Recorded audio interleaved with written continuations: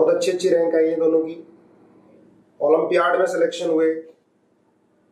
और Kartik one of the best college medical का MAMC Delhi में है। और अटल ने जितने भी एग्जाम दिए सारे क्वालिफाई किए। All India rank 2nd ISI में, इंडियन स्टैटिस्टिकल इंस्टीट्यूट, जो कि बड़ी बात है। ठीक है। और दोनों बच्चे दिन भर जेनेसिस में दिखाई देते थे। बोर्ड में भी बहुत बढ़िया मार्क्स आए और ओलंपियाड भी। ओलंपियाड केमिस्ट्री ओलंपियाड क्वालिफाई किया, बायोलॉजी ओलंपियाड क्वालिफाई किया। ठीक है। तो कैसे इन्होंने किया, अभी क्योंकि आप लोग 10th से 11th में आ रहे हो, बहुत सारे क्वेश्चन आप लोग हमसे भी पूछते रहते हो, परेशान भी होते हैं, है ना। अच्छा, KVPY मेडिकल और नॉन मेडिकल दोनों के लिए होता है बेटा। ठीक है। तो आज आराम से सुनना, जो बताएं उसे नोट करना। ठीक है। क्योंकि जिसके लिए आप तैयारी कर रहे हो उसको ये क्वालिफाई करके आए हुए हैं। ठीक है। और भाई कंप्यूटर साइंस लेनी थी, कंप्यूटर साइंस मिली अटल को। इसको MAMC दिल्ली चाहिए था, MAMC दिल्ली मिला है। और 2 साल दोनों ने मस्ती के साथ पढ़ाई की है। हाँ, बीच बीच में परेशान ये भी होते थे जैसे आप लोग हो रहे हो, पर 2 साल की कांस्टेंट स्टडी से आज ये दोनों इतने अच्छे अच्छे कॉलेजेस में हैं। ठीक है। तो हम लोग शुरुआत करते हैं। पहले मैं अटल को दे रहा हूँ। अटल आपसे बात करेगा, अपने बारे में बताएगा। उसके बाद फिर आप लोगों के जो क्वेश्चन होंगे जब मैं बोलूंगा तब आपको पूछने स्टार्ट करने हैं। ठीक है बेटा। Hi guys, my name is Atal Bhatia and I'm currently in IIT Guwahati. I secured All India rank 512 in JEE Advanced 2019. So इस टाइम पर मुझे पता है आप लोगों में से काफ़ी सारे लोग थोड़ा वियर्ड महसूस या थोड़ा अजीब सा लग रहा होगा कि अभी अभी हमने सोचा था कि 2 साल लगातार पढ़ेंगे और एकदम से आपको ये लॉकडाउन की वजह से घर से पढ़ना पड़ रहा है। तो घर से बहुत लोगों को जो फोन्स और लैपटॉप्स मिले हुए हैं उसकी वजह से डिस्ट्रैक्शन हो रही होगी। तो काफ़ी सारे वेज हैं, काफ़ी सारे रीजंस आपके पास फ्रस्ट्रेटेड रहने के लिए, लेकिन आपको आपकी डेडिकेशन से आपकी फ्रस्ट्रेशन को ओवरकम करना है। सो इस टाइम पर मैंने भी काफ़ी सारे बच्चों से बात करी है, 11th के और 12th के भी। सो उनको अजीब लग रहा है, उनको लग रहा है कि ऑनलाइन क्लासेस हो रही हैं, सो हमने तो कभी ऑनलाइन पढ़ा नहीं है, तो हम कैसे कोप अप कर पाएंगे, बाकी लोग हमसे आगे निकल जाएंगे एंड ऑल। तो तुम्हें कंपैरेटिव एग्जाम्स की प्रिपरेशन करने से पहले कंपैरेटिव एग्जाम्स की सबसे अच्छी जो बात है उसके ऊपर ध्यान रखना है कि जो तुम्हारे साथ हो रहा है वो सबके साथ हो रहा है। ये सबसे अच्छी बात होती है कंपैरेटिव एग्जाम्स की, कि कोई भी यूनिक नहीं है तुम में से, सबके लिए सेम सिचुएशंस हैं, सबके लिए सेम सर्कमस्टांसेस हैं। सो और तुम लोग लकी हो कि तुम्हारे लिए बिल्कुल क्लासरूम जैसा जो भी कंटेंट सर हमें क्लास में, मतलब 11th की स्टार्टिंग में जो सर क्लास में पढ़ाते थे तुम्हें ऑनलाइन पढ़ा रहे हैं। सो काफ़ी लकी हो। बहुत ही कम इंस्टीट्यूट्स हैं जो कर पा रहे हैं ऐसा इस टाइम पर। सो करनाल में आई डोंट थिंक कि 1 या 2 से ज़्यादा इंस्टीट्यूट ऐसा कर पा रहे होंगे। सो काफ़ी लकी हो। तो जो भी तुम्हारे पास इस टाइम पर अपॉर्चुनिटीज़ हैं, अब देखो काफ़ी सारे लोगों को लग रहा होगा कि अगर हम क्लास में बैठ के पढ़ रहे होते तो इस टाइम पर हमें बेटर लग रहा होता, हमारा परफॉर्मेंस बेटर होता। लेकिन जो चीज़ हाथ में नहीं है उसके बारे में क्यों सोचना है, जो चीज़ तुम्हारे पास है उसके बारे में सोचो। सो इस टाइम पर जो आपको कंडीशंस दी जा रही हैं उसका बेस्ट आप जो भी आउटकम निकाल सकते हो उस पर जाओ, और जो भी बुकलेट्स या फिर जो भी DPP सर दे रहे हैं एटलीस्ट उसको सॉल्व करो। उससे पहले कुछ और खोलने की ज़रूरत नहीं है। उसके बाद अगर आपको टाइम बचता है वेल एंड गुड, जितना चाहे उतना करो, कोई लिमिट तो है नहीं इसमें, लेकिन मिनिमम है। और फर्स्ट प्रायोरिटी आपकी यहाँ की बुकलेट्स होनी चाहिए, क्योंकि जहाँ जो लोग आपको पढ़ा रहे हैं उन्हीं लोगों ने वो क्वेश्चंस डिज़ाइन करे हैं, उन्हीं लोगों ने वो थ्योरी डिज़ाइन करी है। सो आपको जिस तरह के लेक्चर्स हैं उसी हिसाब से आपको उसमें क्वेश्चंस मिलेंगे। सो सबसे पहले आपकी टॉप प्रायोरिटी वही होनी चाहिए। उसके बाद बहुत सारे लोग कहते हैं कि हमारे पास उसके बाद टाइम बचता है, तो बहुत सारी बुक्स हैं, आपको जिस भी टॉपिक की जिस भी पर्पस के लिए बुक चाहिए वो हम रिकमेंड करेंगे आपको। Hello everyone, my name is Karthik. I qualified NEET in 2018 with a rank of 599 and secured MAMC Delhi. I also secured a rank of 49 All India in KVPY. अब दोस्तों ये आप सबके लिए काफ़ी कठिन समय होगा, बट मैं ये कहूँगा कि कोई भी सक्सेसफुल आदमी होता है वो हर कठिन काम में एक अपॉर्चुनिटी देखता है। आप ये देखिए कि आपको इतना सारा टाइम मिला है, आप पूरा दिन प्लान कर सकते हैं आप अपना। और सबसे जरूरी 11th में जब आप होते हैं शुरुआत में, तो आपको सबसे जरूरी चीज होती है सेल्फ स्टडी सीखना। अब आपके पास पूरा टाइम है, आप सेल्फ स्टडी की अगर प्रैक्टिस अभी से डाल लेंगे, जो आपके पास पूरी एम्पल अपॉर्चुनिटी है, तो आप पक्का क्वालिफाई कर पाएंगे, आप अपना ड्रीम अचीव कर पाएंगे। प्लस अब आपके पास पूरे 24 घंटे हैं दिन में, और क्लास कितनी 3 या 4 घंटे होती है, तो आप अपना दिन एक रात पहले ही प्लान कर सकते हैं कि कल मैं इस टाइम उठूंगा, इस टाइम ये करूंगा। और जरूरी चीज ये है कि आपको कोई आपकी लेजर एक्टिविटी, किसी को खेलना पसंद होता है, किसी को गाना सुनना, किसी को पोएट्री लिखना, किसी को कुछ होता है पसंद, तो आप उसके लिए भी आप टाइम निकाल सकते हैं, उससे आप और बेटर आप परफॉर्म कर पाएंगे। और सबसे जरूरी बात, आप अगर हेल्दी रहेंगे इस समय तो ही उतना अच्छा परफॉर्म कर पाएंगे। Mental health is directly correlated with your performance in academics. अगर आप अच्छा खाएंगे, अच्छी तरह रहेंगे, साफ सुथरे, हाइजीन, तब आपका मेंटल कैपेसिटी और बढ़ेगी। प्लस इस टाइम काफी फ्रस्ट्रेशन भी हो रही होगी कि पेरेंट्स के साथ लड़ाई हो रही है कि पढ़ क्यों नहीं रहा वगैरह, तो आपको ध्यान रखना पड़ेगा कि आप उनको कोई एक्सक्यूज ना दें। आप उनसे आराम से बात करें कि पापा मैं पढ़ लूंगा, लड़ाई झगड़ा मत करें। वो आपके भले के लिए ही सोचते हैं, और मैं जानता हूँ कि हर पेरेंट्स ज्यादा केयर करते हैं, तो वो मेरे को भी डांट पड़ती थी, बट आपको अपने हिसाब से देखना है। आपको ये देखना है कि इस हफ्ते इस टेस्ट में ये टॉपिक्स आने हैं, मेरे को एटलीस्ट वो करना है। और प्लस जो पुराना सिलेबस है उसको कुछ हिस्सों में बांट लो कि 10 हिस्से हो गए, कि मैं इस हफ्ते उस टेस्ट के सिलेबस के साथ साथ एक हिस्सा पुराने सिलेबस का करूंगा। तो बस यही है, आपके लिए अपॉर्चुनिटी है। बल्कि जिनका पेपर है नीट का, उनके लिए बल्कि अभी कठिन है कि कब होएगा पेपर, कब होएगा। आपके लिए, सबके लिए अपॉर्चुनिटी। आप सेल्फ स्टडी करिए और आप इससे बेटर मार्क्स ला पाएंगे। एक बच्चे ने पूछा है कि केवीपीवाई की तैयारी कैसे करें। आपने केवीपीवाई में ऑल इंडिया 49 रैंक आई, वो कैसे आई, उसकी अलग से तैयारी की या नहीं? मैं तो बस यही कहूंगा, जो सर पढ़ा रहे हैं आप उसको साथ साथ करते जाइए। वही सब आता है। केमिस्ट्री काफी इजी होती है केवीपीवाई की। अगर आप पुराने पेपर देखेंगे तो केमिस्ट्री और बायो भी काफी इजी होती है। आपको वो दो सबसे स्कोरिंग होंगे सब्जेक्ट्स। तो और इंटरव्यू की कोई टेंशन नहीं है। अगर आपका वेल एंड गुड अगर आपका हो जाता है। इंटरव्यू में कोई तैयारी नहीं करके गया था मैं, वहां पे आपसे जनरल सवाल ही पूछेंगे, कोई आपकी नॉलेज नहीं चेक करेगा। नॉलेज आपकी टेस्ट ऑलरेडी हो चुके हैं, वहां पे आपका कॉन्फिडेंस चेक करेंगे लोग बस। एक ने पूछा है कि क्या फायदा हुआ, आपने क्वालिफाई कर लिया लेकिन एडमिशन नहीं लिया। एडमिशन तो ले लिया मेडिकल कॉलेज में, तो केवीपीवाई देने का क्या फायदा हुआ? कॉन्फिडेंस आया, एग्जाम में बैठने का स्ट्रेस, एंजाइटी एनकाउंटर होगी। जितने आप एग्जाम दोगे आपको फायदा होगा। आपको एग्जाम की एंजाइटी एनकाउंटर कर पाओगे ढंग से। आपको पता चलेगा कि एग्जाम में कैसा एनवायरनमेंट होता है, कैसे उससे कोप करना है, ताकि आप अपना जो मेन एग्जाम है उसमें आप बेटर परफॉर्म कर सको। पूछा इंटरव्यू क्लियर हुआ? हाँ, तभी तो यार रैंक 49 है मेरी। रैंक 49 है ये। नॉन मेडिकल में बच्चे ने पूछा आईएसआई के बारे में। आईएसआई क्या है? दूसरा, केवीपीआई की तैयारी कैसे की आपने,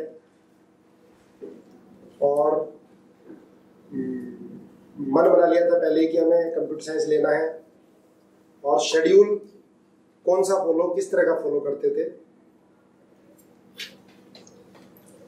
ओके, सो पहला क्वेश्चन आईएसआई के बारे में। ISI is Indian statistical institute. So India में मैथमेटिक्स का और स्टैटिस्टिक्स का सबसे प्रीमियर इंस्टीट्यूट है। जैसे कि इंजीनियरिंग में आईआईटी है, मेडिकल में एम्स है, वैसे ये प्योर मैथ्स में इंडिया का सबसे प्रीमियर इंस्टीट्यूट है। सो जिसको भी रिसर्च में या फिर आगे किसी मतलब प्योर मैथ्स की स्ट्रीम में जाना, मतलब मैथ्स के कोर में इंटरेस्ट हो आपका, तो बहुत अच्छा ऑप्शन है आपके लिए। सो उसके एग्ज़ाम के लिए मैंने कोई स्पेशल प्रिपरेशन नहीं की थी। जो जेईई एडवांस की प्रिपरेशन चल रही थी उसी के साथ गया था। सो आई सिक्योर्ड ऑल इंडिया रैंक 2 इन आईएसआई। तो इट्स अ गुड एग्ज़ाम, और हमारे बैच से काफ़ी कम लोगों ने दिया था। सो मैं आपको रिकमेंड करूँगा आप थोड़ा देखना उसको, और एग्ज़ाम एटलीस्ट देने ज़रूर जाना। एंड नेक्स्ट के एक बच्चा पूछ रहा है कि आप दोनों के लिए सबसे स्ट्रगलिंग सब्जेक्ट कौन सा था? स्ट्रगलिंग सब्जेक्ट तीनों सब्जेक्ट अगर स्ट्रांग रखोगे यार, एंड में सिलेक्शन तो वही कराएगा आपका। स्ट्रगल मेरे लिए तो मतलब तीनों सब्जेक्ट ऑलमोस्ट इक्वल थे, सो मैं भेदभाव नहीं करता, मेरे लिए तीनों सब्जेक्ट ऑलमोस्ट इक्वल थे। जिसके तीनों सब्जेक्ट इक्वल होते हैं उसी की रैंक बढ़िया आती है। स्ट्रगल तो नहीं, बट मैं ये कहूँगा मुझे बायो डिफिकल्ट लगती थी। अब ये तुम सबके लिए सरप्राइज होगा, बट मुझे कभी क्रैम्प नहीं कर पाता था वो चीज़ें, एकदम इतनी सारी इन्फॉर्मेशन में वो नहीं कर पाता था, क्योंकि मेरे को ये लगता है केमिस्ट्री फिजिक्स में एक लॉजिक है, बायो क्रैम्प करनी पड़ती है। बट बाद में रियलाइज हुआ कि सब कुछ कोरिलेटेड है, आप समझ के पढ़ोगे सब कुछ हो जाएगा। और हाँ, अगर आपका एडमिशन तभी हो पाएगा जब आप तीनों सब्जेक्ट को साथ लेके चलोगे। ऐसा नहीं है कि आप फिजिक्स में बहुत ज्यादा ले आओगे, बायो में कम लाके एडमिशन पा लोगे। आपको अभी आपका वीक लगता है ना सब्जेक्ट, बल्कि उस पर थोड़ा ज्यादा टाइम फोकस करो। अभी आपके पास बहुत टाइम है इस वक्त, स्पेशली इस वक्त, तो आप इसे अपॉर्चुनिटी की तरह देखो कि मुझे ये लगता है मेरा वीक सब्जेक्ट है, तो उस पर काम करो थोड़ा। डेली शेड्यूल जो बनाते थे आप, उसको पूरा कर पाते थे? सुबह उठ के सोचते थे कि शाम तक हमें कंप्लीट करना है, टाइम टेबल फॉलो होता था या नहीं होता था, इसका क्या? मैं तो जैसे देखो एक रात पहले बना लेता कि कल मैं ये काम करूंगा। हाँ, कभी कभी नहीं होता, कई सारी चीजें आ जाती थी कि यहाँ जाना जरूरी है वगैरह, तो ये नहीं सोचना कि बैकलॉग नहीं रखना आपने, क्योंकि अगर आपने एक बार छोड़ दी ना कोई चीज, वो पाइल अप होती रहेगी। तो आपको रिवीजन कंटिन्यूअसली करते रहना अपने प्रीवियस सिलेबस का। आप टाइम निकालिए, अगर आपको लगता है कि आपने आज कम पढ़ाई करी है तो कल ज्यादा करिए। आपकी जो लेजर एक्टिविटी है तो वो थोड़ी कम करके आपको आपको टास्क रखने, ये नहीं देखना कि कितना समय लगेगा, मेरे को 2 घंटे पढ़ूंगा, मैं 4 घंटे पढ़ूंगा। आप रख लो कि इस हफ्ते के एंड तक मैं ये सारा सिलेबस पूरा कर लूंगा, उसको करो, और कुछ पार्ट इस प्रीवियस सिलेबस का कर लूंगा, उसको करो। पढ़ाई और मस्ती साथ में कैसे, ऐसा हो सकता है क्या? बिल्कुल हो सकता है। सो मस्ती, आपको सबकी अलग अलग डेफिनेशन है मस्ती की, तो इस टाइम पर मैं ये रेकमेंड करूंगा कि एटलीस्ट कोई भी अपनी जो हॉबी है, कोई भी आपका स्पोर्ट है, उसको जरूर परस्यू करो इस टाइम पर। एटलीस्ट लॉकडाउन के टाइम पर, तो बाद में भी करना चाहिए, लेकिन इस टाइम पर बहुत ज़्यादा ज़रूरी हो जाता है। तो जो आपका लीजर टाइम है, जो भी आप इनका 1 घंटा 2 घंटे निकाल रहे हो, उसमें मूवी देखना है, टीवी देखने से ज़्यादा प्रेफर करो कुछ अपनी हॉबी परस्यू करो। कुछ आपको गिटार बजाना पसंद है, पियानो बजाना पसंद है, कुछ खेलना पसंद है, वो खेलो। सो उस टाइम अगर 1 से लेकर 2 घंटे आप जरूर दोगे अपने लीजर टाइम को, और उसमें कुछ ऐसा करो जो आपको सेटिस्फैक्शन दे, जो आपको रिलैक्सेशन दे। ऐसे नहीं कि आप अगर टीवी देखोगे या मूवी देखोगे उससे आपको रिलैक्सेशन, उससे आपका एंटरटेनमेंट होगा, लेकिन उससे आपको रिलैक्सेशन नहीं मिलेगा, उससे आंखें और थकेंगी, आपका माइंड और ज़्यादा ऑक्यूपाई होगा। सो कुछ ऐसा करो जिससे एटलीस्ट रिलैक्स हो। और अगर अभी तक नहीं शुरू करा तो अभी शुरू कर सकते हो, मैंने तो कॉलेज में आने के बाद शुरू करे। So it's never too late, कुछ भी शुरू कर सकते हो। गिटार की तरफ ध्यान रहता है, एक बच्चे ने लिखता है कि गिटार की तरफ ध्यान रहता है, किसी का गिटार की तरफ ध्यान रहता है, अच्छी बात है, लेकिन प्रायोरिटीज अपनी जज करो फिर, कि आपको जेई, आपके लिए जो भी आपका जेई या फिर नीट कितना ज़्यादा ज़रूरी है और गिटार कितना ज़रूरी है, वो आपको खुद जज करना पड़ेगा। क्योंकि काफ़ी सारे लोग IITian से ज़्यादा गिटारिस्ट भी सक्सेसफुल होते हैं, लेकिन आपको खुद ये जज करना है कि आप जेई की तैयारी कर रहे हो तो आपके लिए जेई ज़्यादा ज़रूरी है या फिर गिटार ज़्यादा ज़रूरी है। और ऐसा नहीं है गिटार छोड़ देना, मैंने आपको कहा दिन में 1 घंटा 2 घंटा 3 घंटे भी अगर आपको ज़्यादा अच्छा लगता है बजाओ, कोई दिक्कत नहीं, लेकिन एक लिमिट में। उसको डिस्ट्रैक्शन नहीं बनने देना, उसको एक लीजर एक्टिविटी, उसको एक रिक्रिएशन एक्टिविटी की तरह यूज़ करना। 1 घंटा मैक्सिमम है, इसके अलावा अपनी पढ़ाई करें। कौन सा टाइम आपके हिसाब से बढ़िया होता है, बेस्ट होता है पढ़ने के लिए, रात का या दिन का? ये क्वेश्चन हर जगह पूछते, हर किसी के दिमाग में रहता है, लेकिन ये ऑब्वियसली आपके ऊपर है। लेकिन मैं रिकमेंड करूँगा कि दिन में ज़्यादा से ज़्यादा पढ़ाई करने की कोशिश करो, क्योंकि आपकी बायोलॉजिकल क्लॉक्स, आपकी हेल्थ, वो भी काफ़ी मैटर करती है। अगर आपका जो डेली रूटीन है अगर वो सही रहेगा तो ऑब्वियसली आपकी हेल्थ अच्छी रहेगी, आपकी बायोलॉजिकल क्लॉक्स अच्छी रहेंगी, और हेल्थ अच्छी है तो ऑब्वियसली आपकी एफिशिएंसी बढ़ेगी पढ़ाई में भी। 2 साल सोशल मीडिया से आपने दूरी बनाए रखी या नहीं? बिल्कुल बनाए रखी है। मुझे 10th में बहुत ज़्यादा आदत थी सोशल मीडिया की, सो मैंने जैसे मेरे पास तो ऑप्शन था, मैंने स्मार्टफोन ही छोड़ दिया था। आप लोग नहीं छोड़ सकते हो, आपको ऑनलाइन क्लासेस लगानी है, सो ऐप्स अनइंस्टॉल मार दो, क्या कर सकते हो, Facebook uninstall, Instagram uninstall. Kartik आपका क्या है इसमें आंसर है? मैं तो आज भी सोशल मीडिया नहीं चलाता, मुझे कभी भी क्रेज नहीं पता लगा क्या है सोशल मीडिया में। क्या आप अपनी लाइफ ही वो कर रहे हो, एक तरह शेड्यूल बता रहे हो कि मैं ये कर रहा हूँ, मैं ये कर रहा हूँ। इससे अच्छा आप कुछ पढ़ाई कर लो, अपनी कुछ रिक्रिएशनल देख लो, कर लो। तो 2 साल जब 11th-12th में पढ़ते थे तो सोशल मीडिया बिल्कुल नहीं चलाया? नहीं सर, नेट वगैरह का यूज नहीं किया। अब बल्कि जरूरी पड़ जाता है कॉलेज में कि शेड्यूल वगैरह उस पर ही आता है। उस टाइम तो नहीं चलाया 2 साल। अब तुम लोगों के लिए सिर्फ एक ये वीडियो कॉन्फ्रेंसिंग क्लासेस इंपॉर्टेंट है और कुछ इंपॉर्टेंट नहीं है। सोशल मीडिया में कुछ नहीं रखा है।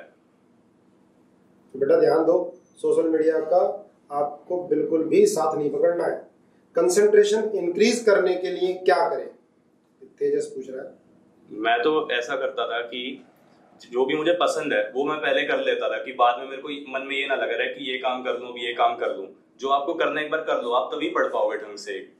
फिर और आपको शांत, मतलब म्यूजिक सुनते सुनते मत पढ़ना कभी। जब तक आप बिल्कुल शांत रहोगे ना तभी आप ढंग से पढ़ पाओगे। चाहे फिर आप 1 घंटे पढ़ो, वो 1 घंटे पूरा वो यूटिलाइज होएगा ढंग से। एनटीएससी क्वालिफाई नहीं हुआ तो बड़ी टेंशन है कि आईआईटी होगा नहीं होगा। मेरा भी नहीं हुआ था, इसमें क्या टेंशन है? ऐसा थोड़ी है कि अगर किसी क्लास में 8th क्लास में कम नंबर आए तो 12th में भी कम ही आएंगे। एनटीएससी में मैं बोलूँगा मैंने 10th क्लास में एनटीएससी की स्पेशल कोचिंग ली थी। उसके बाद भी काफ़ी सारी रीजंस की वजह से मेरा एनटीएससी क्लियर नहीं हो पाया और मेरा अभी भी याद है मुझे 1 मार्क्स से रहा था उस टाइम पर। वो मेरी लाइफ में एक, मतलब मैंने उसको नेगेटिव में नहीं लिया। That was a turning point in my life. उसी से मुझे मोटिवेशन आया कि बस मतलब रह कैसे गया मेरा। यही होता है जब भी आपकी किसी टेस्ट में मार्क्स कमाएं या कहीं पर भी मार्क्स कमाएं, आपके पास 2 ऑप्शंस हैं। एक आप उससे डिसहार्टन हो जाओ और एक आपकी छोड़ दो कि मुझसे नहीं हो पाएगा, और दूसरा आप चैलेंज ले लो कि कैसे हो गया ये, और उसके बाद में आगे चल करके उसको इम्प्रूव करते जाओ। धीरे धीरे इम्प्रूव होगा, एक दिन में तो कुछ नहीं हो जाता। Just have believe in yourself. एक आधे फेलियर सबकी लाइफ में आते हैं और फेलियर्स के बिना कोई बड़ा इंसान कभी कोई बन भी नहीं पाता। बहुत लोगों ने कहा है। तो एक बच्चा पूछ रहा है, क्वेश्चन आया है कि भाई आप क्लास में फर्स्ट आते थे क्या हमेशा शुरू से? तो क्या आंसर है आप दोनों का? यार मैं तो बहुत कम पढ़ता था 10th क्लास तक, तो लेकिन ठीक है आ जाता था फर्स्ट सेकंड बहुत कम पढ़ के। बट वही बात है कि जितना पढ़ते थे उतना जितना पढ़ते, मतलब जब पढ़ता था तो सिर्फ पढ़ता था और जो भी मस्ती करनी होती थी मस्ती के टाइम पे सिर्फ मस्ती करते थे। जो भी आप कर रहे हो, जो भी काम कर रहे हो, उसको सिर्फ फुल कंसंट्रेशन से पूरे मन से करोगे तो ऑब्वियसली रिजल्ट अच्छा आएगा हर चीज में। एक बच्चा बोल रहा है कि सर स्कूल को और कोचिंग को एक साथ लेकर कैसे चलें? स्कूल के वर्क की टेंशन होती है और आप स्कूल में कितना समय बिताते थे? हमने 11th क्लास में सिर्फ एग्जाम्स के लिए स्कूल गए हैं, 12th में भी सिर्फ एग्जाम्स के लिए स्कूल गए हैं। वही बात है कि स्कूल्स आपको फिर यहाँ पर वो आपका एनवायरनमेंट या फिर वो आपको जो है वो चीज़ नहीं दे पाते जो आपको, जो करनाल के स्कूल्स हैं या फिर जो लोकल स्कूल्स हैं वो आपको उस तरह का एनवायरनमेंट नहीं दे पाते जो आपको कम्पिटिटिव एग्जाम्स क्लियर करने के लिए चाहिए। मैं ये रिकमेंड करूँगा कि आप अभी के लिए तो स्कूल की टेंशन छोड़ दें, और जितने भी लोग हैं, हम जितने भी आईआईटी के लिए सिलेक्ट हुए हैं, जितने भी मेडिकल के लिए सिलेक्ट हुए हैं, सब ने बोर्ड्स में 90% से ऊपर स्कोर किए। किसी के भी बोर्ड्स में ऐसा नहीं हुआ है कि बहुत कम मार्क्स आए हैं। 90% से नीचे मुझे नहीं लगता किसी के भी आए। और पूछते हैं कि स्लीपिंग आवर्स आपके कितने थे?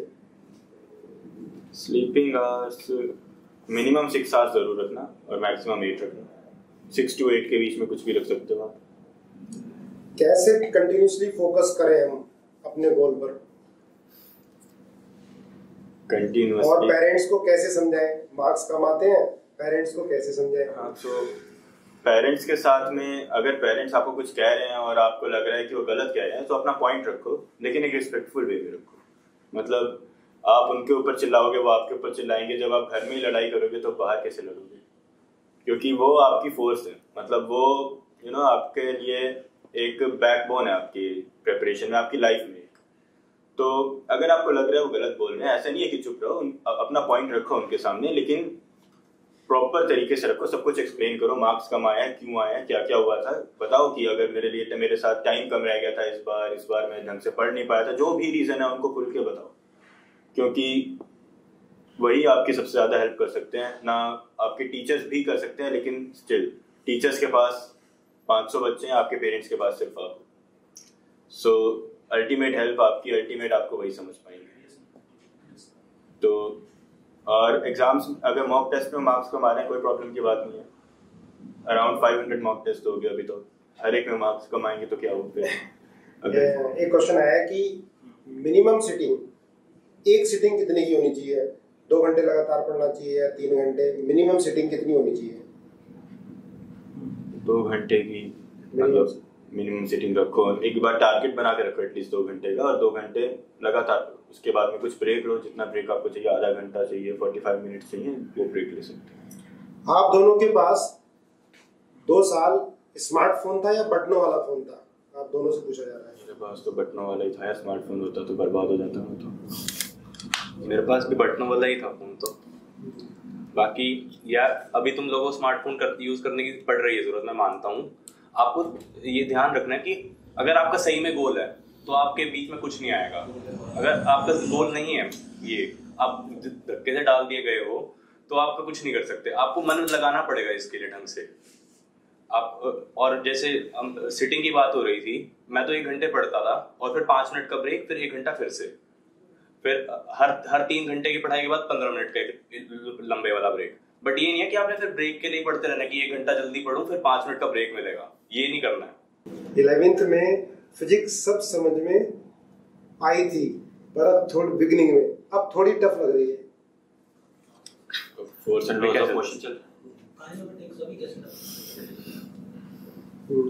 मुश्किल लग रही है तो आप बेसिक्स पढ़िए अभी, सिर्फ क्वेश्चन मत करिए, एक बार थ्योरी ढंग से पढ़ लीजिए सब।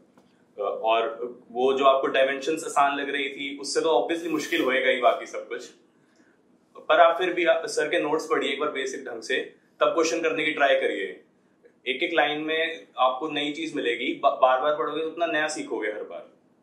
मॉल कॉन्सेप्ट टफ लग रहा है, उसके न्यूमेरिकल नहीं होते हैं, डीपीपी हो जाती है, लेकिन एग्जाम में क्वेश्चन नहीं होते हैं। ये गरिमा कौशिक का क्वेश्चन है कि कैसे क्या करें। पहली बात, मोल कंसेप्ट के काफी कम क्वेश्चन आते हैं एग्जाम में, तो आप ज्यादा स्ट्रेस आउट नहीं होगे उस पे। और अगर आपके डीपीपी में हो जाते हैं तो टेस्ट में नहीं होते, तो मैं तो यही कहूंगा कि आप डीपीपी बहुत लेजरली करते हो आराम से, कि एक क्वेश्चन में आराम से आधा घंटा लगाया मैंने, कोई दिक्कत नहीं। ऐसे नहीं, आपको उस डीपीपी को भी एक टेस्ट की तरह करना है। जितनी आपकी आप ये टाइम वेस्ट करोगे आप, उतना आप ज्यादा प्रिपेयर हो पाओगे कॉम्पिटिटिव एग्जाम्स के लिए। अच्छा, सिलेबस टेस्ट की तैयारी कैसे करें? सिलेबस पीछे काफी रह जाता है हमारा, उसको कैसे कवर अप करें? जो इस बार टेस्ट में सिलेबस आ रहा है आप वो साथ साथ पढ़ते रहिए, और जो जितना पीछे का सिलेबस है उसको आप मान लीजिए 10 हिस्सों में बांट ले अभी से, कि मैं इस हफ्ते ये पहला हिस्सा करूंगा, अगले हफ्ते दूसरा हिस्सा, और जो टेस्ट का है वो पढ़ूंगा साथ साथ।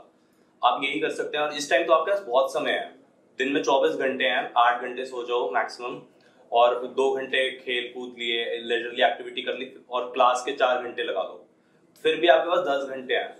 आपके पास ऐसा नहीं है कि समय की कमी है, समय बहुत है। आप समय व्यर्थ करते हो अगर आपको ऐसा लग रहा है कि आप पढ़ नहीं पा रहे हो ढंग से, कंसंट्रेशन नहीं है, टाइम नहीं है इतना कि पीछे का सिलेबस भी हो जाए। टाइम बहुत होता है, और देखा जाए सबके पास उतना ही टाइम है, 24 घंटे हैं सबके पास दिन में। अच्छा, नीट की फिजिक्स कैसे करें, बच्चा पूछ रहा है। नीट की फिजिक्स का कोई अलग मंत्र थोड़ी है, जो सर पढ़ा रहे हैं वो पढ़ते रहिए साथ साथ, और क्वेश्चंस करेंगे जितने उतना बेनिफिट होएगा। आपको पता चलेगा कि क्या क्या क्वेश्चन आ सकते हैं, क्योंकि वो नए टाइप का क्वेश्चन नहीं बनाएंगे कभी। आपको एक सेट क्वेश्चंस हैं कि काइनेमेटिक्स के, कि 10 तरह के, कभी वेलोसिटी निकाल दो, कभी ये निकाल दो, 10 तरह के क्वेश्चन हैं। अगर आप हर क्वेश्चन ढंग से पकड़ पाते हो तो कोई दिक्कत नहीं होगी। आपको बस ये देखना है कि क्या किस किस तरह के क्वेश्चन आते हैं, और उनको करना है ढंग से। कई बार सारे बच्चे कंप्यूटर साइंस ही लेते हैं, तो ऐसा क्यों? बाकी और भी तो ब्रांचेस हैं। ये थोड़ा ट्रेंड फॉलो करते हैं लोग, तो थोड़ा ट्रेंड बन गया है लोगों के दिमाग में, आ गया है कि कंप्यूटर साइंस वालों के अच्छे पैकेज लगते हैं, तो इसलिए कंप्यूटर साइंस के पीछे जाते हैं। सो मैं तो 10th में भी थोड़ी प्रोग्रामिंग करता था, तो मुझे इंटरेस्ट था कंप्यूटर साइंस में। बट ऐसा कुछ नहीं है, मतलब बाकी सारी ब्रांचेस की सीट्स भी भरती हैं, ऐसा तो नहीं है कि वो खाली रह जाती हैं। तो हर ब्रांच में मतलब स्कोप होता है। आपका इंटरेस्ट सबका कंप्यूटर साइंस में नहीं होता। जैसे 4 साल पहले यहाँ से सक्षम जिंदल भैया निकले थे, AIR 97 थी उनकी JEE एडवांस में, आराम से CSC ले सकते थे वो दिल्ली में, लेकिन IIT दिल्ली में, लेकिन नहीं लिया। उनको मैकेनिकल में इंटरेस्ट था तो मैकेनिकल लिया।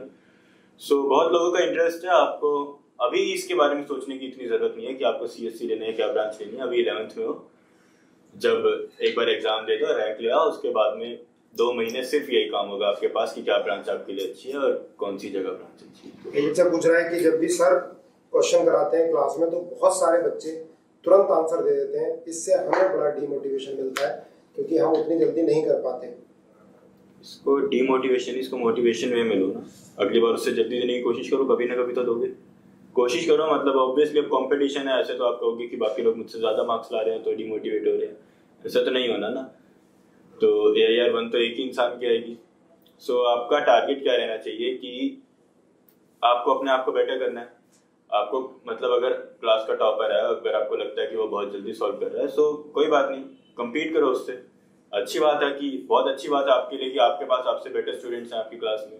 जो यहाँ पर रैंक 1 ला रहा है उसके लिए तो डिसएडवांटेज है, उसके पास अपने से बेटर स्टूडेंट नहीं है। आपके पास आपसे बेटर स्टूडेंट है तो आपको उसको देख करके उसको मतलब कम्पीट करना है ना उसके साथ। तो ये आपके लिए अच्छी बात है कि आपसे बेटर स्टूडेंट अगर हैं तो आपकी क्लास में बेटर है। जो फर्स्ट आ रहा है उसको फिर क्या करना चाहिए? जो फर्स्ट आ रहा है उसको अपनी, जो अगर अपने आप को वेट करे वो। हाँ, क्योंकि आप दोनों तो आप अपनी क्लास में फर्स्ट आते थे जनरली और आप अपनी क्लास में फर्स्ट आते थे जनरली। तो ठीक है, फर्स्ट आ रहा है तो सेकंड वाले से गैप बढ़ाने की कोशिश करो। मैं तो यही कोशिश करता हूँ। अगर मुझे 3-4 टेस्ट में लगातार फर्स्ट आ गया और थोड़े थोड़े मार्क्स के मार्जिन से फर्स्ट आ रहा हूँ तो अगले टेस्ट में मैं कोशिश करूंगा। बार बार क्वेश्चन आ रहा है कि IIT बॉम्बे के लिए कितना रैंक चाहिए और एरोस्पेस इंजीनियरिंग, एरोनॉटिकल इंजीनियरिंग का क्या स्कोप है? वही बात है कि अभी वैसे इतनी टेंशन लेने की इसकी जरूरत नहीं है कि किसके लिए क्या रैंक चाहिए। अपना बेस्ट तो अगर रैंक आपकी जो आपको चाहिए उससे अच्छी आ जाती है तो कोई प्रॉब्लम नहीं है, उससे खराब आती है तो प्रॉब्लम है ना। तो आप जितनी अच्छी ला सकते हो उतनी अच्छी लाने की कोशिश करो। हाँ, सब रैंक। क्लास 11th में आपने कंप्यूटर साइंस कर लिया था क्या? 11th में नहीं, 10th में मतलब प्रोग्रामिंग थोड़ी सी करता था। मेरे घर में मेरे पापा भी कंप्यूटर साइंस में ही हैं, दीदी भी हैं, तो थोड़ा इंटरेस्ट था मुझे प्रोग्रामिंग में, तो इसलिए। लेकिन बच्चों 11th 12th में कंप्यूटर लेने की जरूरत नहीं होती है। 11th 12th में बहुत ज़्यादा मतलब काफ़ी ज़्यादा सिलेबस होता है कंप्यूटर साइंस का, कोई भी ज़रूरत नहीं है। अभी मेरे साथ में भी मेरे IIT में फ्रेंड्स हैं जिन्होंने 11th 12th में कंप्यूटर लिया, कोई फ़ायदा नहीं है उनका, लिटरली कुछ भी फ़ायदा नहीं है। मतलब ऐसा हो जाएगा आपको अगर 10th से पहले डायमेंशनल एनालिसिस पढ़ा दिया जाता तो क्या फ़ायदा होता उसका? कुछ नहीं ना। तो बस वही बात है, कोई फायदा नहीं है डायमेंशन एनालिसिस पहले पढ़ने का। 11th में आओगे 10 दिन में पढ़ा दोगे। प्रैक्टिकल की तैयारी कैसे करनी है? प्रैक्टिकल जो होते हैं,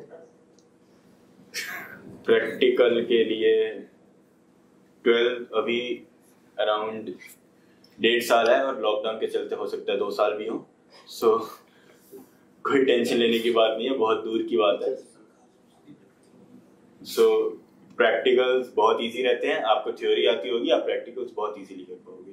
और ऐसा नहीं है कि हमें अब कॉलेज में जाकर के हमें प्रॉपर्ली प्रैक्टिकल्स करने होते हैं तो हमें प्रॉब्लम हो रही है। कोई प्रॉब्लम नहीं हो रही है, मजा आता है उनमें भी। लेकिन कॉलेज के प्रैक्टिकल्स और स्कूल के प्रैक्टिकल्स में फ़र्क है। सो बिल्कुल भी टेंशन लेने की ज़रूरत नहीं है प्रैक्टिकल्स की। जब आएंगे प्रैक्टिकल्स के टाइम आएगा, आपको बता दिया जाएगा क्या करना है, कैसे करना है। ओवर थिंकिंग से कैसे डील करें? ओवर थिंकिंग, सोचने लग जाते हैं। ओवर थिंकिंग से डील करने के लिए जैसे कि भैया ने और मैंने बताया कि अपनी एक लीजर एक्टिविटी ज़रूर रखो, मतलब एक चीज़ जिसमें आपको मज़ा आता हो। तो उससे आपका क्या रहेगा, आपका माइंड रिलैक्स ज़्यादा रहेगा, तो वो रखनी ज़रूरी है। सो जितना आपका माइंड रिलैक्स रहेगा उतनी आपकी ओवर थिंकिंग कम रहेगी। अब मेडिटेशन तो मैं खुद नहीं करता हूँ तो बोल नहीं सकता। अच्छा, बॉटनी और जूलॉजी में बहुत रखना पड़ता है, कैसे तैयार करें? NCERT कितनी जरूरी है? पहली बात, NCERT बहुत जरूरी है। दूसरी बात, NCERT हर लाइन में कुछ ना कुछ इंपॉर्टेंट इन्फॉर्मेशन है। आप हर लाइन में क्वेश्चन बना लो एक कि जिससे उस लाइन का आंसर हो। अगर आप क्वेश्चन बनाओगे आपको याद होता रहेगा। और एक फोटोग्राफिक मेमोरी अपने आप ही बन जाती है कि ये क्वेश्चन था, ये आंसर है। और प्लस अगर आप कई बार पढ़ोगे तो आप एग्जाम में अपने आप ही ऑप्शन देख के आपको याद आ जाएगा। ऐसा नहीं है कि मेरे को एकदम से सब कुछ याद है सब्जेक्टिव की तरह, ऑप्शन देख के काफी चीजें याद आ जाती हैं। और प्लस बायो में काफी आसान बात है, डायग्राम्स। आप जितना अच्छा डायग्राम्स प्रैक्टिस करोगे, क्योंकि डायग्राम एक बहुत चीज बता देती है उस पैराग्राफ के बारे में, जो आपको पैराग्राफ से समझ नहीं है वो डायग्राम से आ जाएगी। और डायग्राम्स आपके नीट एग्जाम में भी आते हैं, लेबलिंग, आइडेंटिफाई करना, तो आप डायग्राम्स पे ज्यादा ध्यान दो। और एनसीईआरटी जितनी बार पढ़ सको अच्छा है। हर लाइन में आपको नई, मैंने जब तीसरी या चौथी बार पढ़ी थी मेरे को तब भी कोई नई इन्फॉर्मेशन मिल रही थी कि मेरे से पहले कैसे रहेगी ये बात। और जेनेसिस की बुकलेट के साथ साथ और क्या करें? जेनेसिस की बुकलेट तो करो। आप लोग कभी कहते हो कि टाइम नहीं है हमारे पास, आप जेनेसिस की बुकलेट करो, सर के नोट्स पढ़ो और पीछे का रिवाइज करते रहो, साथ साथ हो जाएगा एडमिशन। डेरिवेशन इंपॉर्टेंट है क्या?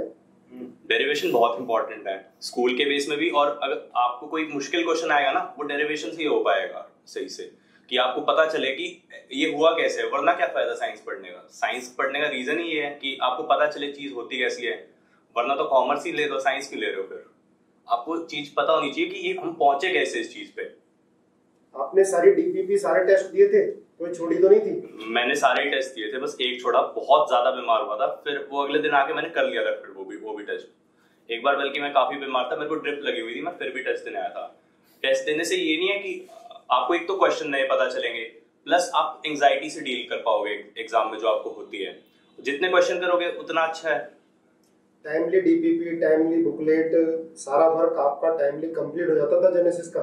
टाइमली नहीं हो पाता है, कई बार कुछ चीजें आ जाती हैं, बट आपको यही तो मेन बात है। आप 2 साल में अगर आप इसको टाइम बैलेंस सही निकाल पाओगे तब आपका एडमिशन हो जाएगा। अगर आपको लगा कि आपने आज ज्यादा दिन कुछ वेस्ट करा किसी चीज में, हो जाता है, तो आप अगले दिन कम करो अपनी वेस्टेज और ज्यादा पढ़ाई करो, कंपनसेट करो उस चीज के लिए, तो इस हिसाब से बैलेंस बना रहेगा। अच्छा गवर्नमेंट कॉलेज लेने के लिए नीट में कितने मार्क्स की जरूरत है, कितने घंटे पढ़ना जरूरी है? 600 नंबर चाहिए, बट हर साल चेंज होता रहता है। इस बार 600 पे भी नहीं मिल रहा था लोगों को। ऐसा वो ये नहीं है कि 600 बहुत ज्यादा है, पेपर काफी आसान था, सबके लिए आसान था, इसलिए मार्क्स ज्यादा आए हैं। और ऐसा कुछ नहीं है कि किसने कितने घंटे पढ़ना है, सबका अपना अलग होता है। आप ये रखो कि देखो सिलेबस तो सबके लिए सेम है ना, आपने ये है कि मेरे को 2 साल में ये सिलेबस ढंग से कर लेना है। अब ये थोड़ी है कि आप मैं 4 घंटे में कर लेता हूँ तो 8 घंटे पढ़ूंगा, ये नहीं है। अगर आप जितना कर पा रहे हो उतना करो, पूरा सिलेबस जितनी बार कर सकते हो उतनी बार करो, हो जाएगा आराम से। आईआईटी एडवांस और जेईई मेंस में क्या डिफरेंस है? सिलेबस का कोई डिफरेंस नहीं है, टॉपिक्स का कोई डिफरेंस नहीं है, थोड़ा डिफिकल्टी का डिफरेंस है बस। और जेईई एडवांस में आपके कॉन्सेप्ट थोड़े ज़्यादा अच्छे से चेक करता है। जैसे डेरिवेशन पूछा तो डेरिवेशन आनी चाहिए, पूरी डेरिवेशन ही बदल देते हैं कई बार कॉम्प्रिहेंशन वाले क्वेश्चन में। तो अगर डेरिवेशन नहीं आती है आपको तो पूरा का पूरा क्वेश्चन ही चला जाएगा आपका।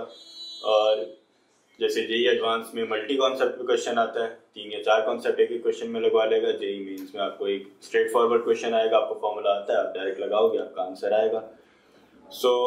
लेकिन सिलेबस में कोई डिफरेंस नहीं है। और आप अगर जैसे लेवल 1 लेवल 2 आपका होता है डीपी में भी या फिर किसी भी बुक में आप देखोगे तो सिलेबस कभी भी आपको अलग नहीं मिलेगा। जेईई मेंस और एडवांस का सेम सिलेबस है, थोड़ा डिफिकल्टी लेवल अलग है, उसको आपको बस देखना है कि कितना मुश्किल क्वेश्चन आप कर पाओगे।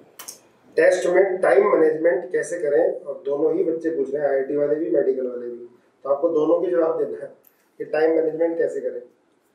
टाइम मैनेजमेंट का मैं तो ऐसा करता था, मतलब कभी भी अगर आपका टाइम कम पड़ रहा है तो एक्सपेरिमेंट करो, क्योंकि अभी बहुत सारे मौके मिलेंगे आपको, बहुत सारे मॉक टेस्ट होंगे, तो एक्सपेरिमेंट करो। कभी फिजिक्स पहले करो, कभी मैथ्स पहले करो, कभी केमिस्ट्री पहले करो, कभी आधी फिजिक्स पहले करो, कभी आधी मैथ्स पहले करो। और एक मेथड है जो अमन सर ने मुझे बताया था 11th के स्टार्टिंग में, कि एक बारी अराउंड स्टार्टिंग के 15 या 20 मिनट्स में पूरे पेपर से गो थ्रू हो जाओ, और उसमें जो क्वेश्चन आपको पुराना दिखा हुआ या फिर बिल्कुल सिंपल सा दिखे उसको मार्क करो। मतलब मान लो कि जेईई मेंस का पेपर है तो 90 क्वेश्चन होते हैं, या अब शायद 75 होते हैं आपके, तो 75 में से अगर आपने पहले 15 मिनट में 10 क्वेश्चन बहुत इजीली ऐसे मिल जाएंगे जो आपने पहले देखे होंगे, या फिर मतलब सिंपल आपको दिख रहा होगा कि इस फॉर्मूला लगाऊंगा ये आ जाएगा, तो वो अगर आप पहले 20 मिनट्स में वो 10 क्वेश्चंस कर लोगे तो एक जो माइंड में प्रेशर है वो हट जाएगा कि भाई मैं टाइम से आगे चल रहा हूँ। सो वो आपको पूरे पेपर में हेल्प करेगा। तो ये टेक्निक अपना सकते हो और बाकी 2 साल है एक्सपेरिमेंट करते रहो। आपके लिए क्या बेस्ट है, कौन सा ऑर्डर बेस्ट है? कार्तिक, इसमें आपका क्या आंसर है? आप जूलॉजी, बॉटनी, फिजिक्स को कैसे मैनेज करते थे? फिजिक्स कैसे टफ लगती है मेडिकल वालों को, कैसे मैनेज करते थे? टाइम मैनेजमेंट की बात कर रहे हैं पेपर में, तो देखो 3 घंटे में 180 क्वेश्चन करने हैं, हर क्वेश्चन का सेम वेटेज है। तो आप ये करो कि जो क्वेश्चन सबसे पहले होने वो जल्दी जल्दी कर दो कि ताकि आपके पास बाकी क्वेश्चंस के लिए ज्यादा टाइम होए। तो मैं तो बायो करता था पहले, बाकी आप एक्सपेरिमेंट करो अपना। मैंने जैसे बायो कर दिया मान लीजिए आधे घंटे में, तो मेरे पास सिर्फ अब 2.5 घंटे में 90 क्वेश्चन करने रह गए हैं। और फिर आप आगे देखिए केमिस्ट्री और फिजिक्स में जो भी काफी क्वेश्चंस होते हैं जो सिर्फ स्टेटमेंट बेस्ड हो, न्यूमेरिकल नहीं है, सिर्फ स्टेटमेंट है, बहुत इजी क्वेश्चंस होते हैं। आप उनको जल्दी जल्दी पीछे रख छोड़िए अपने, फिर आप इससे वेट कम होएगा, प्रेशर आपके माइंड पे उस टाइम। और प्लस मैं तो कभी भी फंस जाता ना पेपर में, 2 मिनट का ब्रेक लेकर पानी पीता था शांति से कि कुछ नहीं आता है मुझे, ये क्वेश्चन हो जाएगा। आपको कभी भी अगर कोई क्वेश्चन पे अटक गए हो तो उसे छोड़ दो, भूल जाओ उसके बारे में कि वो क्वेश्चन है भी, आगे बढ़ो, क्योंकि हर क्वेश्चन की सेम ही वेटेज है। अगर आप एक क्वेश्चन पे 10 मिनट लगा के 4 नंबर लाओगे और एक पे 2 सेकंड लगा के 4 नंबर लाओगे तो बात तो गलत है ना। ये आपको जल्दी करना है। पर ऐसा भी नहीं है कि फिजिक्स में सारे क्वेश्चन मुश्किल लगे सब छोड़ दिया, ये भी नहीं है। और बहुत आसान क्वेश्चंस होते हैं अगर आप अपना थोड़ा शांत रहोगे। आपको ये नहीं सोचना कि ये आप इस पे जज हो रहे हो इन टेस्ट के बेसिस पे, आपको अपने लिए सीख रहे हो ये सब अभी। अच्छा, कुछ बच्चों को ये लगता है कि जो बच्चे आंसर पहले दे देते हैं कि उन्होंने 9-10 में ही उन्होंने पहले कर लिया है, पहले करना चाहिए नहीं करना चाहिए।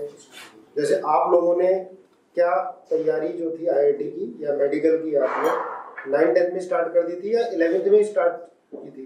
मैं तो 9-10 किसी ट्यूशन पे भी नहीं गया, खुद ही पढ़ता था। और ऐसा कुछ नहीं है कि उनको शायद अभी डायमेंशनल एनालिसिस तक एडवांटेज मिल जाएगा जिन्होंने 11th-12th अभी कर ली है, आगे कोई एडवांटेज नहीं, आगे सबको साथ ही चलना है। आप इसमें ये थोड़ी है कि अगर उसने 9-10th में क्रैम्प कर लिया 11th-12th का सिलेबस तो वो आपसे बेटर एडवांटेज पे है, उसको 2-3 चैप्टर शुरू वाले में एडवांटेज मिल जाएगा, बाद में आप सब एक ही लेवल पे पहुंच जाओगे, इसमें कोई टेंशन लेने वाली बात नहीं है। इसमें अटल आपका क्या कहना है? इसमें बहुत सारे लोग होते हैं, काफ़ी सारे लोग आपके शायद फ्रेंड्स 9-10th में दिल्ली गए होंगे, कोटा गए होंगे, चंडीगढ़ गए होंगे, तो आपको लगता है कि मतलब वो लोग शायद हमसे आगे हैं। लेकिन मेरे भी बहुत सारे फ्रेंड्स गए थे यार, और सबकी रैंक मुझसे पीछे ही आई है एंड में। तो मतलब है ये थोड़ी कॉन्फिडेंस की बात है कि एक फ्रस्ट्रेशन भी होती है उनको। काफ़ी सारे लोग जो वैसे मतलब 9-10 से ही पूरा दिन पढ़ रहे होते हैं, मैंने तो जनरली देखा कि 11th के एंड तक आते थे वो फ्रस्ट्रेट हो चुके होते हैं और गिव अप कर चुके होते हैं। क्योंकि 9-10th में मतलब ऑब्वियसली आप 9th में जितने मैच्योर थे 11th में उससे काफ़ी ज़्यादा मैच्योर हो गए, तो उस टाइम पर अगर आपके ऊपर इतना प्रेशर डाला गया है, और तो काफ़ी लोग होते हैं जो उसके बाद भी मतलब 11th-12th में भी अच्छा करते हैं, लेकिन बहुत रेयर केस होता है। तो जो 99% सिलेक्शंस होती हैं वो 11th-12th के पढ़ने वाले बच्चों की ही होती हैं। सो मेरे पास अभी जो मेरे कॉलेज में भी काफ़ी सारे फ्रेंड्स हैं जो 9-10th में पढ़कर आए हैं, तो उनमें से भी कोई रिकमेंड नहीं करता है कि 9-10th में आपको स्टार्ट करना चाहिए पढ़ाई। अभी बुकलेट शुरू नहीं की है और अभी DPP कर रहे हैं, तो बेटा बुकलेट तो आपको लेट मिली थी और DPP कर रहे हो ना, पूरी DPP हो रही है, तो इसका मतलब बुकलेट भी हो जाएगी, है ना। तो इसकी टेंशन लेने की जरूरत नहीं है क्योंकि आपको DPP सफिशियंट है। हाँ, साथ साथ बुकलेट कर रहे हो तो वो एक्स्ट्रा है, क्योंकि इनके टाइम में हमने DPP नहीं दी थी, सिर्फ बुकलेट दी थी। अब आपको DPP क्यों मिल रही है? क्योंकि बुकलेट का प्रिंट होके नहीं आई, है ना। तो बुकलेट भी करो, प्रीवियस ईयर्स क्वेश्चन भी करो, और DPP तो जरूरी है, सबसे पहले DPP, ठीक है, डेली प्रैक्टिस प्रॉब्लम। एक बच्चा पूछ रहा है कि टेस्ट की एनालिसिस जरूरी है क्या? बहुत ज़्यादा जरूरी है। तो इस टेस्ट का बेसिक मोटिव ही यही है जो आपके मॉक टेस्ट हो रहे हैं, कि आप अपनी गलतियां पहचानें कि भाई 10 क्वेश्चंस गलत हुए हैं, तो 10 क्वेश्चंस को प्रॉपर टाइम लगा करके रीजन ढूंढो कि ये क्यों गलत हुआ है, इसमें किस स्टेप पे गलती हुई है, और इसमें क्या मुझे फॉर्मूला नहीं आता था, क्या मेरी सीधी मिस्टेक हुई है, क्या मुझे टाइम की वजह से जल्दी करना पड़ गया, जो भी रीजन है एक एक क्वेश्चन को एनालाइज करो जो गलत हुआ है। सो बेसिकली आपका एक टेस्ट जो आपने दिया है उससे आपको घर ये लेके जाना है कि ये जो इसमें गलती हुई है वो दोबारा ना हो, बस। उससे आपको उसके मार्क्स का आपको कुछ नहीं करना है, उसकी रैंक का आपको कुछ नहीं करना है, जो यहाँ पर रैंक आ रही है उससे आपको अपनी गलतियां बेटर करनी है। टेस्ट को पूरे समय में ही करना है, 3 घंटे का ही समय लगाए? मैं तो ये कहूँगा टेस्ट को कम से कम समय में करो। यहाँ पे आप यहाँ पे 2.25-2.5 घंटे में करो, क्योंकि आपको जो रियल एग्जाम दोगे उसमें प्रेशर ज्यादा होता है, आपको डेफिनेटली ज्यादा टाइम लग जाएगा। कभी कभी वहाँ पे OMR में गलती हो सकती है, ऐसी चीजों को भी आपको अकाउंट करना है। ऐसी चीजें हो जाती हैं, ऐसा नहीं है कि नहीं होती, हो जाती हैं। तो आपको इन सबको अकाउंट में लेके 2.5 घंटे में टेस्ट करने की कोशिश करनी है। फिजिक्स में मैथ्स कितनी जरूरी है, मेडिकल वाला स्टूडेंट पूछ रहा है, क्योंकि फिजिक्स में मैथ्स यूज हो रही है, तो क्या उसका बेनिफिट है, करनी चाहिए नहीं करनी चाहिए? यार नहीं करेगा तो फेल ही हो जाएगा, करनी तो है ही, तभी पढ़ाई जा रही है। और ये जो भी तुम्हारे बेसिक फॉर्मूले ही हैं, कॉस साइन थीटा वाले, ये नहीं पढ़ोगे तो काफी चीजें आप डायरेक्टली तो नहीं आएंगे ऑब्वियसली एग्जाम में, बट सारे क्वेश्चन इन पे ही बेस्ड है, मैथमेटिक्स पे ही बेस्ड। और कोई इतनी डिफिकल्ट थोड़ी है मैथ्स, आपको बेसिकली फॉर्मूले याद करने हैं। अगर आप डिराइव नहीं कर पा रहे हो ये वाले फॉर्मूले, तो चलो यार याद कर लो कम से कम, ये बहुत जरूरी है। आपके लगभग हर न्यूमेरिकल इन पे ही बेस्ड होएगा, इन फॉर्मूलेस पे ही बेस्ड है। Booklet, NCERT, DPP, previous year question, test एक साथ साइमल्टेनियसली कैसे करें? प्रीवियस ईयर क्वेश्चन अभी मत करो, क्योंकि प्रीवियस ईयर क्वेश्चन अभी आपका सिलेबस हुआ नहीं है। चैप्टर वाइज करना है, वो ही फायदा नहीं होता, क्योंकि आपको पहले से ही पता होता है कि इस चैप्टर में ये फॉर्मूला थे, तो ये इस फॉर्मूला से हो जाएगा। प्रीवियस ईयर तो हमेशा एंड में ही करनी चाहिए, जब आपका सिलेबस पूरा हो जाए। बेटा इस पे ध्यान रखो जरूर, प्रीवियस ईयर लास्ट में जब सिलेबस कंप्लीट हो जाए 2 साल का, तब हम ईयर वाइज प्रीवियस ईयर करेंगे, अभी करने की जरूरत नहीं है। क्योंकि अभी आप चैप्टर वाइज कर रहे हो तो उसमें बहुत वो हो जाता है। आपको पेपर में ये थोड़ी आएगा कि ये इस चैप्टर से क्वेश्चन है, ये इस चैप्टर से क्वेश्चन है। सबसे मुश्किल पेपर में यही लगता है एंड में कि ये इसमें कौन सा फॉर्मूला लगेगा, इसमें कौन सा फॉर्मूला लगेगा।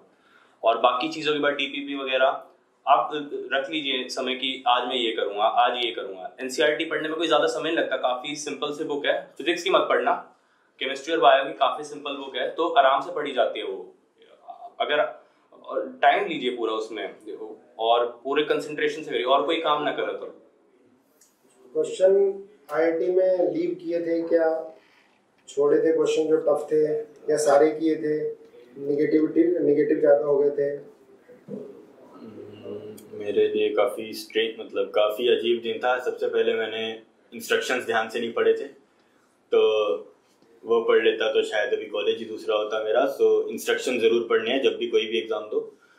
सो और एक ये है कि अगर आपकी स्पीड अच्छी है तो ऑब्वियसली पूरा पेपर अटेम्प्ट करने की कोशिश करो। नेगेटिव मार्किंग से आपका बहुत ज़्यादा नुकसान नहीं हो सकता है, मतलब हो सकता है, लेकिन ऐसा नहीं है कि मतलब नेगेटिव मार्किंग से आपकी मतलब पूरा गड़बड़ी हो जाएगा। लेकिन अगर आपको कॉन्फिडेंस है आपकी स्पीड पे, आपके पास टाइम है तो करो। लेकिन जैसे अगर पेपर काफ़ी टफ आ गया तो आपको तब भी अपनी ईगो पे लेने की बात नहीं है कि पूरा पेपर करना है। आपको पेपर के हिसाब से, अगर पेपर इजी है तो पूरा करना पड़ेगा, क्योंकि हर कोई पूरा करेगा। लेकिन अगर पेपर काफ़ी टफ है तो काफ़ी सारे लोग ऐसे मिलेंगे जो पूरा पेपर करने के चक्कर में आंसर्स गलत करेंगे, और जो क्वेश्चन कर सकते थे उसको भी कम टाइम देने की वजह से गलत करेंगे। सो आपको अगर लग रहा है पेपर मुश्किल है तो जो क्वेश्चन करो एटलीस्ट इंश्योर करो कि ये सही है। बस। अब बच्चे पूछ रहे हैं कि आपका पहला दिन आईआईटी में कैसा था और अब क्या हो रहा है, आईआईटी में क्या कर रहे हो, मेडिकल में कैसा जाकर लग रहा है, रैगिंग होती है नहीं होती है, तो थोड़ा सा बच्चे पूछना चाह रहे हैं। देखो रैगिंग वैगिंग तो हमारे यहाँ तो बहुत ही कम है। 1-2 लोग जो करते हैं उनको कॉलेज से निकाल देते हैं, हर साल ऐसा होता है। तो रैगिंग करने की हिम्मत कम ही लोग करते हैं। और बाकी ये है कि आईआईटीज़ में इतना ज़्यादा क्रेज़ इसलिए आईआईटीज़ का कि वहाँ जाकर के आपके ऊपर आपको कितना काम करना है। जो हमारा कोर्स है वो बहुत ही कम रहता है, मतलब पेपर से 1-2 दिन पहले ही सर पे पढ़ता है। और मतलब जो भी नॉर्मल होते हैं, जिनको फुल मार्क्स नहीं चाहिए होते, जिनको एवरेज मार्क्स चाहिए होते हैं, अबव एवरेज मार्क्स चाहिए होते हैं, वो पेपर से 1-2 दिन पहले पढ़ता है और बहुत आराम से अच्छे मार्क्स आ जाते हैं। सो उसके अलावा जो पेपर से 1-2 दिन के पहले के अलावा आपको कितना काम करना है, कितनी मस्ती करनी है, सब कुछ आप पे डिपेंड करता है। आपको किस चीज़ में इंटरेस्ट है, हर टाइप के क्लब्स हैं वहाँ पे, हर टाइप की घूमने की जगह हैं, तो जो करना है करो। आपको अनलिमिटेड नेट मिलेगा हाई स्पीड का, तो आपको मूवीज़ देखनी है मूवीज़ देखो। सो लेकिन अभी उसके बारे में सोचने का कोई भी फ़ायदा नहीं है, अभी वहाँ पर पहुँचने के लिए सोचना है। सो मेडिकल कॉलेजेस का वही होता है। मेडिकल कॉलेज में रैगिंग तो होती है, बट उससे ये थोड़ी है कि आप आज ही डर जाओगे कि रैगिंग होगी, मैं इसलिए परफॉर्म ही नहीं करता, ना होए। बहुत मजा आता है उसमें भी। और कॉलेज लाइफ बहुत फन है। हम सुबह 9 बजे उठ के 8 बजे वाली क्लास की अटेंडेंस लगा लेते हैं। कभी जाते ही नहीं, पूरा पूरा दिन सोते रहते हैं कि आज बस मन नहीं है, जाना नहीं। आप ये सब अचीव कर सकते हो अगर आप 2 साल ढंग से मेहनत करो। ये 2 साल की मेहनत बहुत जरूरी है। इसलिए आपको ये लग रहा होगा कि 2 साल जाके बाद वहां पे भी पढ़ना ही है। हाँ ठीक है, पढ़ना है, बट इतना नहीं पढ़ना है। वहां पे बहुत इजी लाइफ है, बहुत एंजॉयमेंट है। इसलिए आप इसको ही गोल ले लो, चलो कि मेरे को बहुत ही एंजॉयबल लाइफ चाहिए अगले 4-5 साल। तो आप जितने बेटर कॉलेज में होगे, इतनी बेटर फैसिलिटीज होंगी वहां पे, उतने ज्यादा मजे की अपॉर्चुनिटीज होंगी। हमारी कॉलेज ट्रिप्स होती हैं। मेरा बिल्कुल कॉलेज प्राइम दिल्ली में है, तो कनॉट प्लेस वगैरह घूमना फिरना तब हो जाएगा। और अगर आपको ये लगता है कि अब कोई आपका दोस्त ऐसा अभी भी होगा कि चल आजा खेलने चलते हैं, छोड़ फोन पे पबजी खेलते हैं वगैरह, तो सही बताऊं ये दोस्ती आपको याद भी नहीं रहेगी इतनी 11th-12th की।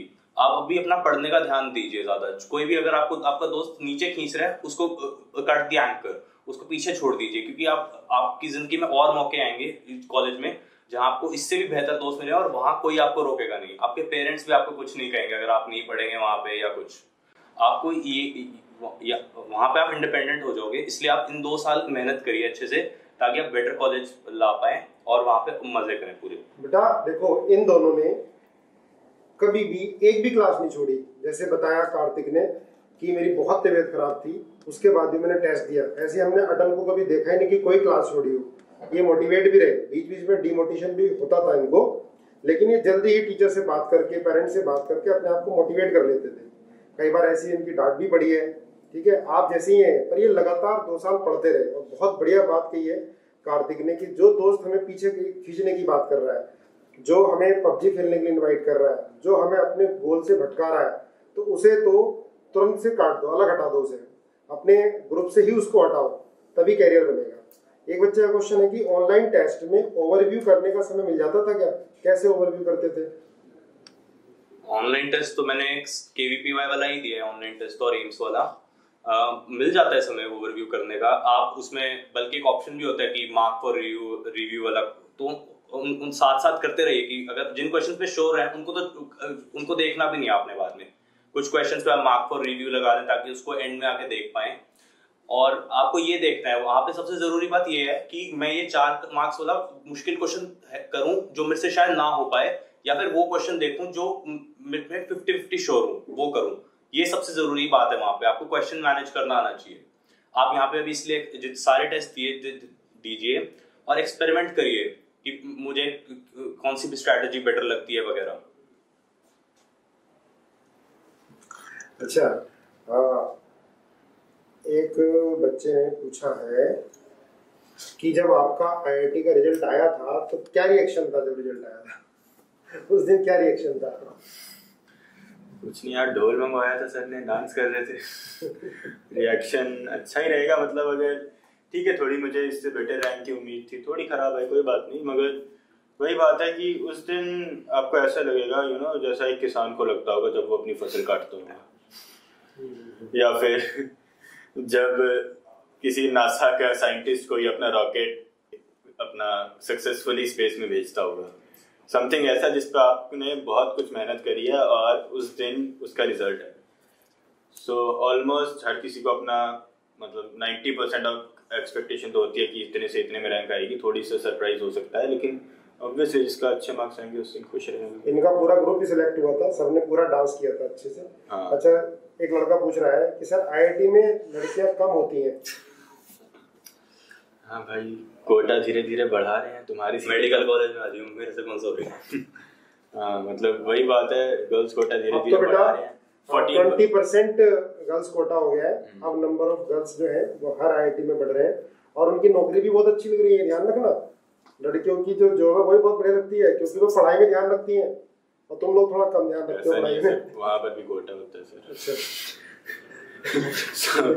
मतलब गर्ल्स कोटा धीरे धीरे बढ़ रहा है। लास्ट ईयर 14% था, हमारे साल में 17% था, इस साल 20% है, अगले साल 23 भी होगा। 23 तक का अभी टारगेट रखा है MHRC ने। सो मतलब लड़कियों को तो बहुत मेहनत करनी चाहिए और भी और अच्छी IIT मिल जाएगी। लड़कियों का जिस रैंक पर लड़कियों को मिल रही है उससे कम रैंक पर वो अच्छी IIT लड़कियों को मिल सकती है। लड़कियों की इक्विवेलेंट रैंक ऑलमोस्ट जितनी आएगी उससे आधी कर लेना। 4000 आएगी तो 2000 के बराबर का कॉलेज मिलेगा। कुछ और लास्ट में कुछ बताओ इनको। लास्ट में मैं मेनली यही कहना चाहूँगा कि इस टाइम पर अपने अंदर बिलीव रखो और सर्कमस्टांसिस को कोसना मत, कोई सर्कमस्टांसिस को ब्लेम मत करना कि कोई भी अगर गलत हो रहा है, कुछ भी मार्क्स कमा रहे हैं, कुछ भी, उसमें आपके सर्कमस्टांसिस की कोई गलती नहीं है, सबके लिए सेम सर्कमस्टांसिस हैं।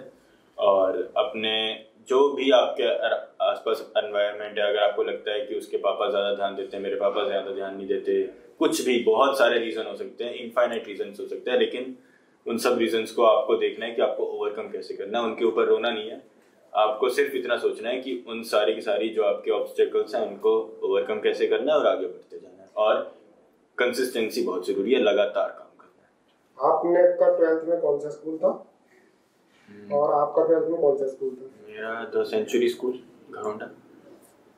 मेरा saint Kabir modern school Delhi. अच्छा, और 12th में फाइन आर्ट लेनी चाहिए या फिजिकल एजुकेशन? फाइन आर्ट्स मैं रिकमेंड करूंगा, क्योंकि पेपर से 2 दिन पहले भी पढ़ोगे तो भी फुल मार्क्स आ जाते हैं उसमें। ठीक है बच्चों, आप लोगों के मैक्सिमम क्वेश्चन पूछ लिए हैं, जो आपने मैक्सिमम पूछने की कोशिश की है। ठीक है, अब जो भी आपने सुना है उसको ध्यान भी रखना है और पढ़ाई भी करनी है आगे।